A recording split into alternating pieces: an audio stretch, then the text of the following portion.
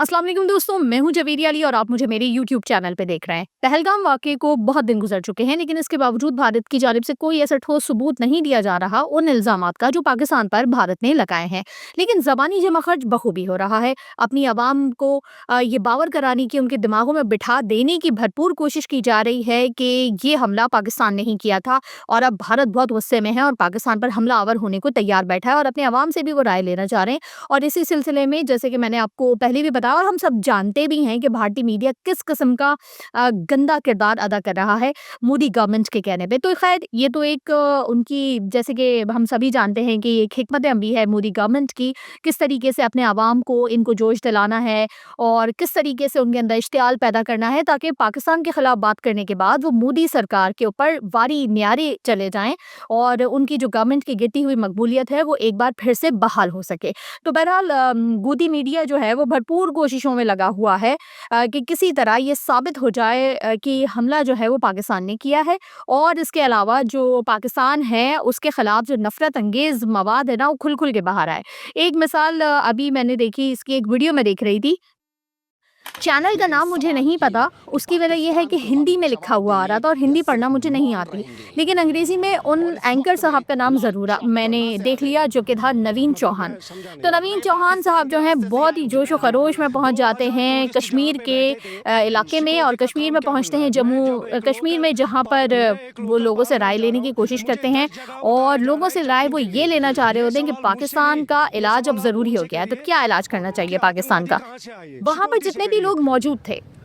जितने भी लोग मौजूद थे, कोई एक इंसान ऐसा नहीं था जिसने ये कहा हो कि ये हमला पाकिस्तान ने किया है और पाकिस्तान का इलाज होना बहुत ज़रूरी है, जैसे कि वो एंकर कहलवाना जा रहे थे। भाई नवीन साहब जो हैं उनकी इतनी पैर दर पे कच्ची हुई है ना, मतलब वो हर आदमी के पास अपना सड़ा हुआ माइक लेके जा रहे थे और बोल रहे थे क्या करना है, पाकिस्तान को घुस के मारना है और अंदर तक घुसना है पाकिस्तान के, और इस दफ़ा क्या करना है। लेकिन कोई एक आदमी पूरे कश्मीर में जितने भी उन्होंने बात की है, कहीं पे भी एक आदमी भी ऐसा नहीं था जो उनको ये जवाब देता कि जी हाँ पाकिस्तान ने बहुत गलत किया है और हमें पाकिस्तान के अंदर तक घुस के मलियामेट कर देना चाहिए, ख़त्म कर देना चाहिए, नीस्तो नाबूद कर देना चाहिए। कोई एक आदमी नहीं था। बेचारा नवीन चौहान तरस के रह गया कि किसी के मुंह से तो पाकिस्तान के खिलाफ कुछ निकल आए, लेकिन अफसोस का, इंतहाई अफसोस का मकाम था कि बेचारी की बड़ी कच्ची हुई और उसको कहीं पे भी पाकिस्तान के खिलाफ बोलने वाला एक लफ्ज़, एक शब्द बोलने वाला कोई नहीं मिला। एक आदमी ने भी कहा कि हाँ मुझे पाकिस्तानी गवर्नमेंट से बड़ी नफरत है, लेकिन वो भी उसने कंडीशनल बात की और वो मजीद भी बात करना चाह रहा था, लेकिन नवीन साहब ने उसकी बात नहीं सुनी और इसी पर शुक्र अदा किया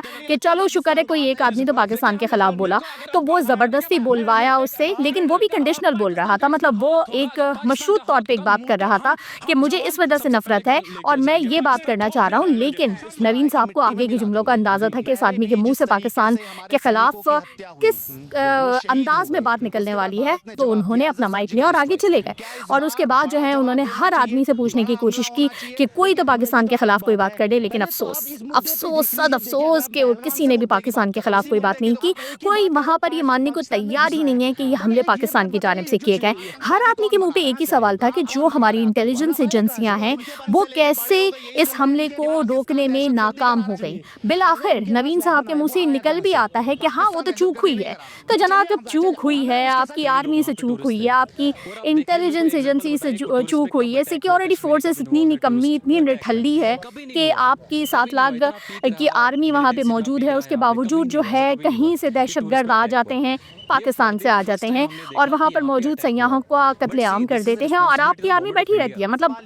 कुछ भी नहीं कर रहे हैं। वो इतने बेकार किस्म के लोग हैं। तो जब इतने बेकार किस्म के लोग हैं तो पाकिस्तान के अंदर घुस के क्या करेंगे वो लोग? मतलब चाय पीने के लिए आना है तो आप इज्जत से आ जाए ना, वो पाकिस्तानी पिला देंगे। क्या ज़रूरी है कि आप इस तरीके से आएँ कि आपको दंदान शिकन जवाब दिया जाए, आपको चाय इस तरीके से पिलाई जाए? भाई इज्जत से आके चाय पी लेना। तो कीदड़ भपकियाँ तो इतनी मारी गई हैं बेचारों की जानिब से, और तमाम ही ये मीडिया, मतलब इंडिया का कोई एक चैनल नहीं है, सारे जितने भी हम प्लेटफ़ॉर्म्स देख लें इंडियन मीडिया के, सोशल मीडिया हो चाहे